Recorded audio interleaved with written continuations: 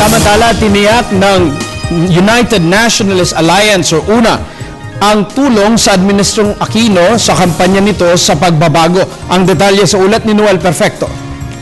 Muling nanindigan ng bagong partidong oposisyon na hindi magbabago ang kanilang pagtulong sa Aquino administration, lalo na sa kampanya nito na mayangat ang kabuhayan ng bawat Pilipino at mapabuti ang ekonomiya ng bansa.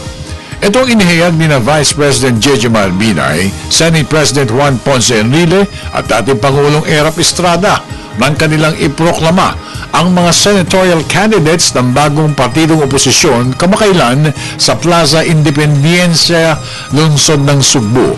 Sinabi ni VP Binay na dapat nang tingilan ang batikusan, simulan na ang pagkakaisa at isulong na ang totoong reforma para sa bayan. Dapat ang reforma ay magpaganda ang buhay ng sambayanan. Kami po sa una ay naniniwala na mapapaganda natin ang buhay ng bawat Pilipino. Pagkakaisa rin ang panawagan ni na Senador Enrile at dating Pangulong de Estrada para maipaabot ang tunay na serbisyo sa mga mamamayan. Hindi rin pinalagpas ng dating Senador Manong Ernie Maceda ang pagkakataon na maihayag ang saloobin nito sa tunay na reforma para sa bansa. Kinahanglan ang isang eksperyensyadong doktor na kapatid ng sakit ng nasod.